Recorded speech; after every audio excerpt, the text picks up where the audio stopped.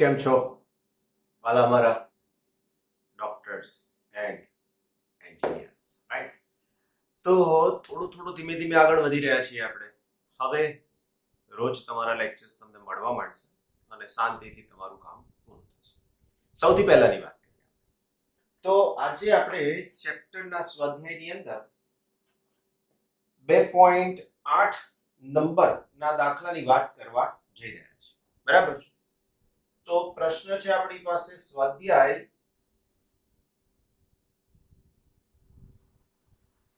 2.8. Chapter number તો યાદ છે ને વાલા? હા, તો બરાબર. પ્રશ્ન પૂછ્યો છે, તમને એક દોરી અને એક મીટર પટ્ટી આપેલી છે, બરાબર? તમે દોરીની જાડાઈ કેવી રીતે નક્કી કરશો? હવે મીટર પટ્ટી તો તમે બધાએ જોઈ છે, દોરી પણ તમે જોઈ છે, તો શું કરવું જોઈએ? તો ધારો કે આવી રીતે આ દોરી છે, રાઈટ? આ દોરીને આની પર આમ વીંટાળતા જાઓ, બરાબર? હવે આ વીંટાળો તો નજીક આવા વીંટાળેલા આટા થઈ શકશે. આવા જેટલા બને એટલા દોરીના આટા વીંટાળી દેવાના. હવે શું કરવાનું? તો કે આવા જે આટા વીંટાળ્યા હોય અહીંયાથી આટલે સુધી આવે, તો એ સ્કેલની મદદથી એ લંબાઈ માપી લેવાની. આ લંબાઈ સ્કેલની મદદથી માપી લેવાની. સાથે સાથે આટાની સંખ્યા 1 2 3 4 5 6 25 50 જે થાય આટલે સુધીના આટાની સંખ્યા પણ માપી લેવાની. તો બે વસ્તુ તમે માપી લીધું, એના પછીનું સીધું સૂત્ર આવે, દોરીની જાડાઈ બરાબર L upon n. વાલાઓ આ n એટલે શું? L. હા, L એટલે શું? તો કે અહીંયાથી આટા વીંટાળી અને અહીંયા સુધી લાયા હતા એ લંબાઈ સ્કેલની મદદથી માપી લીધી એટલે L. અને છેદમાં n એટલે શું? તો આ જે આટા વીંટાળ્યા છે ને એ આટાની સંખ્યાને આપણે n કહી શકીએ. isn't it? તો આ બેને સાથે આપણે જોડીએ તો આપણને દોરીની જાડાઈ મળી જાય. દોરીની જાડાઈ એટલે જ શું વાલા બાળકો? તો કે દોરીનો વ્યાસ. કરેક્ટ? દોરીની જાડાઈ એટલે જ દોરીનો વ્યાસ. isn't it? ગુડ. તો આ પહેલા પ્રશ્નનો જવાબ થઈ ગયો. લખવું પડે પણ બધું આટલું લખવાથી ન ચાલે. જવાબમાં લખવું પડે. દોરીને પેન્સિલ પર વીંટાળો. જાડી નથી, પાતળી છે એટલા માટે પેન્સિલ લે. પછી તમે કહો સર આ ચાલે, પછી મારો હાથ ચાલે. ના, એવું ના ચાલે. તમારે એવી પાતળી જ વસ્તુ લેવાની છે એવું ધ્યાન રાખજો. એના ઉપર આટાની સંખ્યા વીંટાળી છે આવી રીતના, અને એની અહીંયાથી અહીંયાની લંબાઈ માપો છો અને એને n વડે આટાની સંખ્યા વડે ભાગી નાખો છો તો તમને દોરીનો વ્યાસ મળી શકે છે. પ્રેક્ટિકલી ઘરે જ બેઠા છો, ચેક કરી લેજો, મજા આવશે. બરાબર? આ પહેલા પ્રશ્નનો જવાબ થઈ ગયો એ માટેનો, રાઈટ? હવે મને જોઈએ છે બી માટેનો જવાબ. એક સ્ક્રૂ ગેજમાં પેચ અંતર 0.1 મિલીમીટર છે. સોરી, 1 મિલીમીટર છે, 0.1, રાઈટ? 1 મિલીમીટર છે. વર્તુળાકાર સ્કેલ પર 200 વિભાગ છે. વિભાગની સંખ્યા 200 છે. શું તમે વિચારી શકો કે વર્તુળાકાર સ્કેલ પર વિભાગની સંખ્યા સ્વેચ્છાએ વધારીને સચોટતા વધારી શકાય?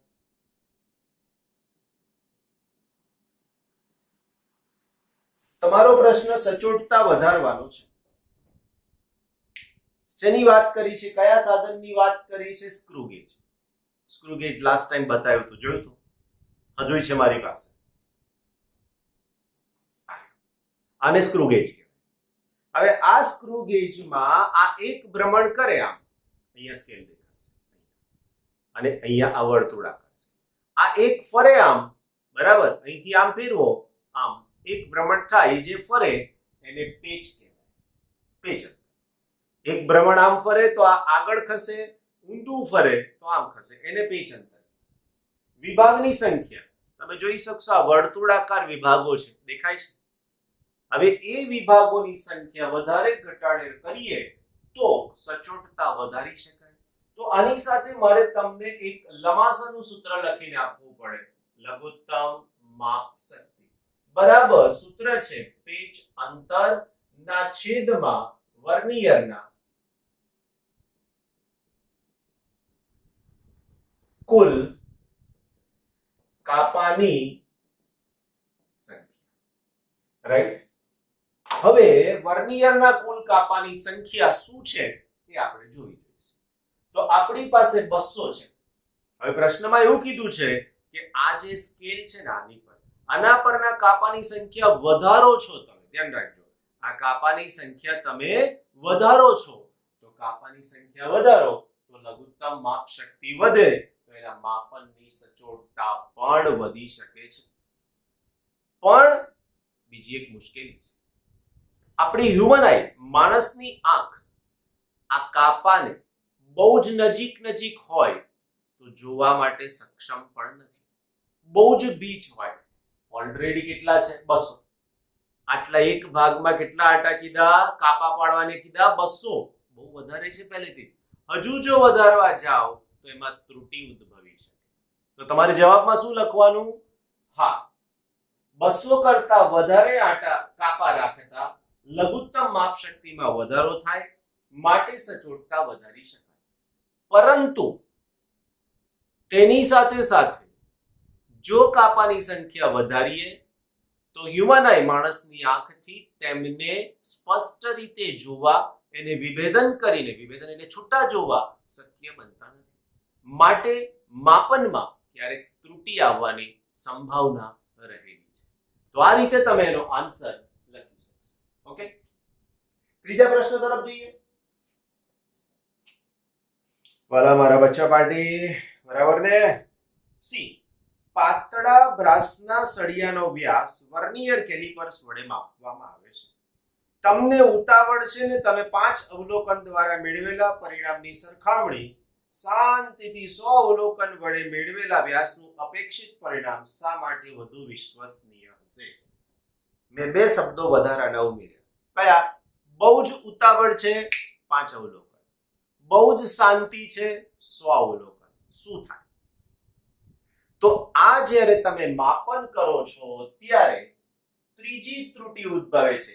એક હતી વ્યવસ્થિત ત્રુટી અને બીજો વર્ડ હતો, યાદ કરો, અવ્યવસ્થિત ત્રુટી. જેમાં શું હોઈ શકે? તો માપ ધન પણ હોય અને ઋણ પણ હોય. એ બંને પ્રકારની ત્રુટી માપન. હવે જ્યારે તમે માપન 5 જ અવલોકનથી લો છો તો સરેરાશ પણ કેટલાનું લેશો? 5 નું જ લેશો. તો ભૂલ પણ 5માં જ વહેંચાશે ને, રાઈટ? 100 અવલોકન લેશો તો ગણતરી પણ 100 વાર કરવાના છો, સરેરાશ પણ 100 પર લેવાના છો.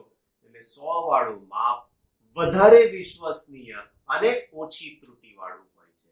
માટે જ કહેવામાં આવે છે કે કોઈ પણ પ્રયોગ કરીએ ને ત્યારે શક્ય હોય તેટલા અવલોકન વધારે લેવા, સરેરાશ પર વધારે સંખ્યાનું મળે તો ત્રુટી એટલી ઓછી થાય. સમજાઈ ગયું? ગુડ. તો આ હતો તમારો સ્વાધ્યાયનો દાખલા નંબર 2.8. કરેક્ટ? ઓકે બચ્ચા પાર્ટી, સ્વાધ્યાયનો દાખલા નંબર હવે મારી પાસે છે 2.9. બરાબર ને? જો, એક મકાનનો ફોટોગ્રાફ 35 mm ની સ્લાઇડ પર, સ્લાઇડ એટલે નાની છે આવે ને આવી, એવી સ્લાઇડ પર 1.75 સેન્ટીમીટર સ્ક્વેર ક્ષેત્રફળને આવરી લે છે. એટલે અહીંયા ક્ષેત્રફળ E બરાબર હું લખી શકું છું 1.75 સેન્ટીમીટર સ્ક્વેર, રાઈટ? આ સ્લાઇડને એક પડદા પર પ્રોજેક્ટ કરતા પડદા પર મકાનનું ક્ષેત્રફળ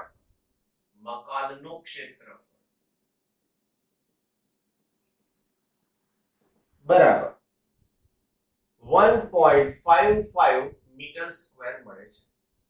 તો પ્રોજેક્ટર અને પડદાની ગોઠવણીની રેખીય મોટવણી શું હશે? હવે અહીંયા તમારે સમજવું પડશે કે કોણ વસ્તુ છે અને કોણ પ્રતિબિંબ છે. તો આ સ્લાઇડ ઉપર દોરેલું છે તો આ થયું વસ્તુ અને આ પડદા ઉપર દેખાય છે તો આ થયું એનું પ્રતિબિંબ.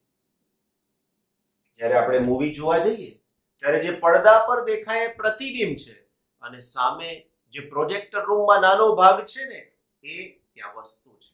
તો આ વસ્તુ થયું ને આ પ્રતિબિંબ થયું. બસ હવે મોટાવણીનું સૂત્ર લખીએ તો અહીંયા ક્ષેત્રફળ છે. વસ્તુની લંબાઈ પણ વધવાની છે, પહોળાઈ પણ વધવાની છે. તો અહીંયા તમે લખી શકો ક્ષેત્રીય મોટાવણી બરાબર લખી શકીએ આપણે પ્રતિબિંબનું ક્ષેત્રફળ ના છેદમાં વસ્તુનું ક્ષેત્રફળ. બોલો સમજાયો? પ્રતિબિંબનું ક્ષેત્રફળના છેદમાં વસ્તુનું ક્ષેત્રફળ. હવે હું અહીંયા બંનેના એકમ જોઉં છું. આ મીટર સ્ક્વેર છે ને આ સેન્ટીમીટર સ્ક્વેર, રાઈટ? તો આને મારે કન્વર્ટ કરવો પડશે મીટર સ્ક્વેર. કેવી રીતે સમજાવો? ધ્યાન રાખજો. સૌથી પહેલા 1 સેન્ટીમીટર બરાબર 10⁻² મીટર. બરાબર? મારી પાસે સ્ક્વેર છે ને, તો મારે શું કરવું પડે? 1 સેન્ટીમીટરનો સ્ક્વેર બરાબર 10⁻² નો સ્ક્વેર બરાબર એની સાથે મીટરનો સ્ક્વેર. તો આનો જવાબ થાય 10⁻⁴ મીટર સ્ક્વેર. એનો મતલબ 1 સેન્ટીમીટર સ્ક્વેર બરાબર 10⁻⁴ મીટર સ્ક્વેર થાય. તો હવે મારી પાસે આ માપ હોય તો હું આવું લખી શકું. માટે A is equal to 1.75 10⁻⁴ metre square. Isn't it? ખ્યાલ આવ્યો? તો હવે પ્રતિબિંબનું ક્ષેત્રફળ કેટલું થઈ શકશે? તો એ તો ઓલરેડી આપણને આપેલું જ છે 1.55. વસ્તુનું ક્ષેત્રફળ 1.75 10⁻⁴. હવે આને હું ઉપર લઈ જઈશ 10⁻+4. આનો ભાગાકાર કરીશું તો એનો આન્સર આવશે 0.8857. આગળ કીધું હતું કે સાદું કેલ્ક્યુલેટર ચાલે, બતાવ્યું પણ હતું. બરાબર? એવું કેલ્ક્યુલેટર લઈ લેવાનું. અને હાલમાં ના હોય તમે જે મોબાઈલમાં જોઈ રહ્યા છો એમાં પણ કેલ્ક્યુલેટર છે. પોઝ કરી ભાગાકાર કરીને જોઈ લો. હવે આ 4 ઘાત મારે કાઢી નાખવી છે. વાલાઓ 4 ઘાત એટલે તો 10⁴ ઘાત. એનો મતલબ 1 2 3 અને 4. આ સંખ્યાને આના વડે ગુણી નાખો. એનો જવાબ થઈ જશે 8857. પણ આ તો શું મળ્યું? તો મળ્યું છે આપણને ક્ષેત્રીય મોટાવણી. બાળકો ક્ષેત્રીય એટલે લંબાઈ પણ આવે, પહોળાઈ પણ આવે, રાઈટ? મારે માત્ર રેખીય જોઈએ છે તો અહીંયા લખી શકું રેખીય મોટાવણી. હવે એવું વિચારો કે ક્ષેત્રફળ તો a બરાબર ચોરસ હોય તો હું l² લખું. તો હું અહીંયા લખું રેખીય, એનું વર્ગમૂળ થાય, આનું વર્ગમૂળ થાય. તો મને શું મળશે? મને મળશે l. અને l શોધવો એ આપણો જવાબ છે. તો is equal to √8857. બચ્ચા પાર્ટી આનું રૂટ શોધી નાખો. કેલ્ક્યુલેટર ની મદદથી શોધવાનો.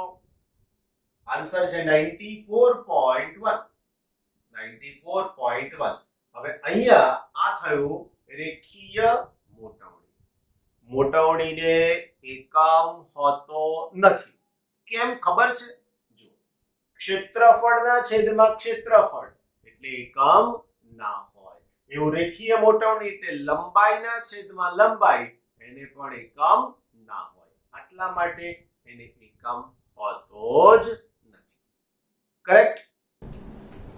ઓકે બચ્ચા પાર્ટી 2.14 બરાબર 9 દાખલો. આગળના દાખલા નંબર 2.10 11 12 અને 13 આગળની એક થિયરી ચલાવવાની બાકી છે સાર્થક અંકવાળી. ચાલશે એટલે પૂરું થઈ જશે. બરાબર ને? લગભગ આપણે ટ્રાય કરીએ કે નેક્સ્ટ લેક્ચરમાં એ પૂરું થઈ જાય તો આપણું કામ સમાપ્ત. ઓકે મુદ્રણની ઘણી ત્રુટિઓ ધરાવતા એક પુસ્તકમાં આવર્ત ગતિ કરતા એક કણના સ્થાનાંતરના 4 જુદા જુદા સૂત્રો આપેલા છે. આવો દાખલો કદાચ આગળ ગણાવી પણ દીધો હોય તો તમારે રિવાઇઝ થઈ જશે, તમારે ચિંતા કરવાની જરૂર નથી. મેં ફરીવાર ગણાયો, તમારે બહુ ટેન્શન નહીં લેવાનું. ના ગણાયો તો તમને આવડી ગયો, રાઈટ? આપણે આ સૂત્ર સાચા છે કે કેમ તે ચકાસવાના છે. પહેલું સૂત્ર a y is equal to a sin 2 pi t upon t. હવે જો y સ્થાનાંતર હોય, રાઈટ, y સ્થાનાંતર છે. હવે તમને છેલ્લે પાછું લખીને આપ્યું છે y સ્થાનાંતર. આ પહેલા વાક્યમાં છે. જુઓ શું કીધું છે? ઘણી ત્રુટિઓ ધરાવતા પુસ્તકમાં આવર્ત ગતિ કરતા એક કણના સ્થાનાંતરના 4 સૂત્રો, રાઈટ? એના પછી એ આપેલું છે કે એ શું છે? તો એ બરાબર કણનું મહત્તમ સ્થાનાંતર. કણનું મહત્તમ સ્થાનાંતર, રાઈટ છે. તો સ્થાનાંતર જ v. v શું છે? તો કે કણની ઝડપ છે. અને t બરાબર તો કે આવર્તકાળ છે, રાઈટ? હવે જે શરત આપણે સમજીએ છીએ તે પ્રમાણે, આપણે જે પ્રમાણે શરત સમજીએ છીએ એ જ શબ્દોમાં લખવાનું. આ દાખલો તમને તમારી રેફરન્સ બુક આવશે ત્યારે, અથવા તો હું કદાચ પીડીએફ મોકલાવું તો એમાં એવા ડિટેલમાં બહુ નથી આપ્યું. હું જે સમજાવીશ ને લખીશ એ પ્રમાણે તમે લખશો તો ચાલશે. અહીંયા લખી શકો છો y સ્થાનાંતર, તો એ પણ સ્થાનાંતર. y સ્થાનાંતર તો એ પણ સ્થાનાંતર. માટે y બરાબર છે, સાચું છે. Okay. 2 pi t upon t ને પરિમાણ નથી. કેમ? તો કે સમયના છેદમાં સમય એટલે એને પરિમાણ ન હોય. માટે આપેલ સમીકરણ સાચું છે. કેમ? તો કે સાઈન પછીનું પદ એને પરિમાણ હોય નહીં. ડાબી બાજુ બરાબર જમણી બાજુ થઈ ગયું એટલે આ સમીકરણ સાચું થયું. ફરીથી સાઈન પછી જે કોઈ હોય એની પાસે કોઈ પરિમાણ હોય જ નહીં. આને કોઈ પરિમાણ ના હોય તો y બરાબર a, તો એ તો બંને સ્થાનાંતર છે જ. નંબર બી, બીજું સૂત્ર જે આપેલું છે તે પ્રમાણે y is equal to a sin vt.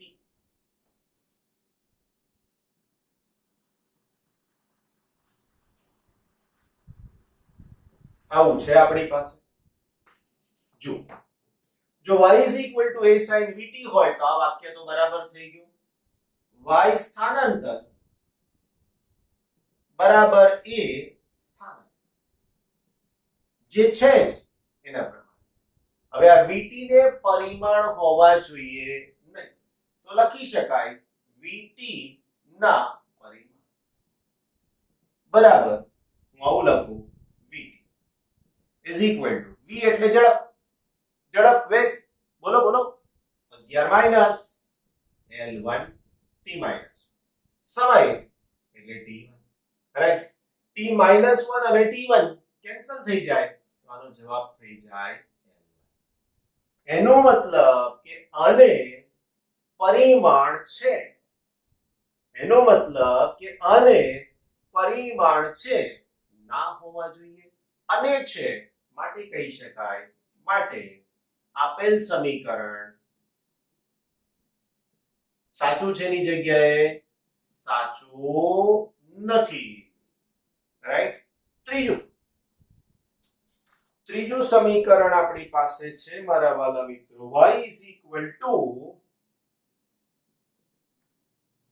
a upon t into sin t upon a, right? આ તો અહીંથી જોઈને જ ખબર પડી જાય, બોલો, જોઈને જ ખબર પડી જાય કે y ના પરિમાણ એટલે કે y સ્થાનાંતર not equal to a by t. કેમ? તો કે અહીંયા a એટલે શું આવશે તો કે સ્થાનાંતર અને છેદમાં શું થયું t એટલે સમય એટલે આ બે સરખા નથી અહીંયા પાછું લખી શકાય બીજું કે t by a is equal to અહીંયા તમે લખી શકો t by a ના પરિમાણ right is equal to t એટલે તો સમય મારા વાળાઓ t1 અને a એટલે અંતર એટલે l1 તો આનો જવાબ થઈ શકશે t1 l -1 બધું ત્યાં આપેલું છે એના ઉપરથી તમારે જવાનું છે t તો સમય જ છે રાઈટ તો અહીંયા આને પણ પરિમાણ છે અને આને પણ પરિમાણ છે જે બંને સમાન થતા નથી પાછું માટે આપેલ સમીકરણ સાચું નથી રાઈટ આ છે આવું એટલે આ એક જ સાચું પડ્યું હજી સુધી ઓકે હજુ એક છે આપણી પાસે ડી માં બરાબર ને તો ડી ની અંદર જે સમીકરણ આપ્યું છે એમાં y is equal to a upon root 2 એની સાથે sin 2 pi t upon t sin 2 pi small t upon t right plus cos 2 pi t upon t બોલો બરાબર ને હવે ચેક કરી લઈએ શું ચેક કરશું લા સમીકરણને સર બરાબર તો અહીંયા લખી શકીએ અહીં સ્થાનાંતર y બરાબર સ્થાનાંતર a upon root 2 થઈ જાય આવું તો કે હા વર્ગમૂળમાં 2 છે એનો કોઈ પ્રશ્ન નથી ને આપણે તો એકમ જોઈએ સ્થાનાંતરનો એકમ મીટર અને અહીંયા સ્થાનાંતરનો એકમ મીટર √2 ને શું લેવા દેવા 5 કિંમત તો 5 ના છેદમાં વર્ગમૂળમાં 2 હોય આપણે શું આપણે તો એકમની સાથે લેવા દેવા છે right 2 pi t upon t એકમ નથી બરાબર બીજું પણ 2 pi t upon t આ sin સાથેના આ cos સાથેના બરાબર એકમ નથી માટે જો આને પણ એકમ નથી આને પણ એકમ નથી એ શું લખાય પરિમાણ નથી આને પણ કહેવાય પરિમાણ નથી ધેટ્સ ઇટ તો આ તો થઈ ગયું સરખું માટે આપેલ સમીકરણ સાચું છે પારિમાણિક દ્રષ્ટિએ હો બધું આ બધું સાબિત પારિમાણિક દ્રષ્ટિએ કર્યું એમ બરાબર ક્વેશ્ચન નંબર કયો છે પ્રશ્ન 2.15 2.1 and 5 है ने गुड जो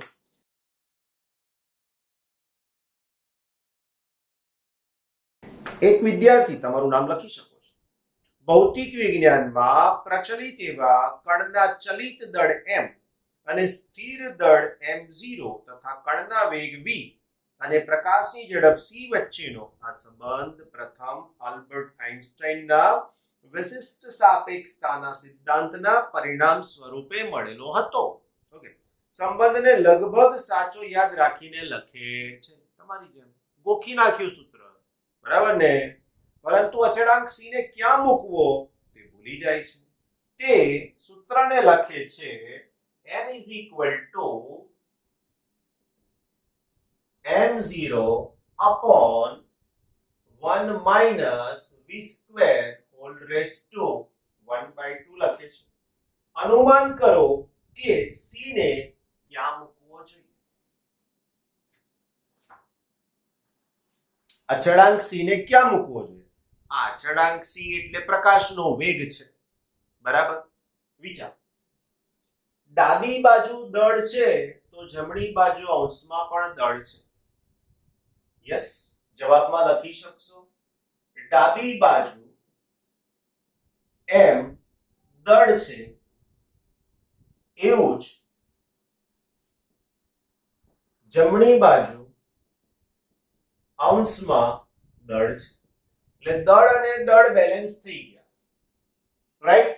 તો છેદ પાસે એકમ હોવો જોઈએ ને, માટે 1 minus v square raise to 1/2 પાસે એકમ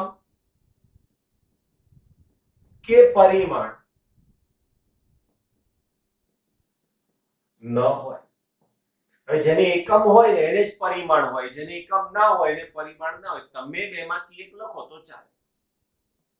હાલમાં એકને કશું પરિમાણ નથી, v એ ઝડપ છે. હવે મારે આ ઝડપને કેન્સલ કરવી હોય તો કેવી રીતે થાય? એટલે કે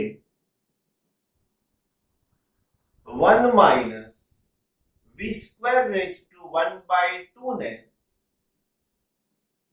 એકમ રહિત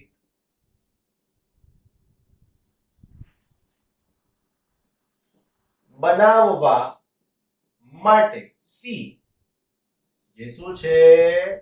પ્રકાશનો વેગ, અચળાંક c ને એ રીતે મૂકવો જોઈએ કે જેથી 1 minus v square raise to 1/2 પરિમાણ રહિત બને. પરિમાણ ન લખવું હોય તો એકમ પણ લખી શકાય, એકમ રહિત બને. માટે 1 minus v square upon c square જોઈએ. 1 minus v square upon c square થઈ ગયું. આવી રીતે લખો તો આખું પદ પરિમાણ રહિત થઈ ગયું. હવે રેઝ ટુ 1/2 મૂકી દો, કોઈ પ્રોબ્લેમ નથી. માટે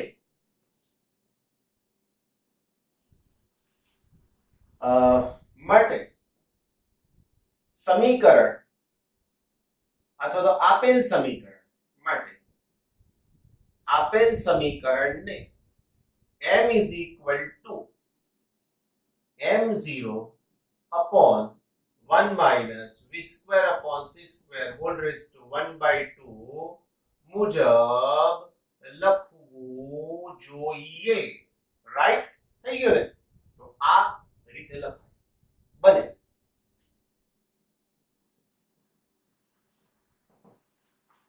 આને બને આવી રીતે લખો, બને એ રીતે, આવી રીતે. થઈ ગયો જવાબ? Very good. સમજાય છે ને? બહુ સહેલું હોય છે પણ સમજવું જરૂર.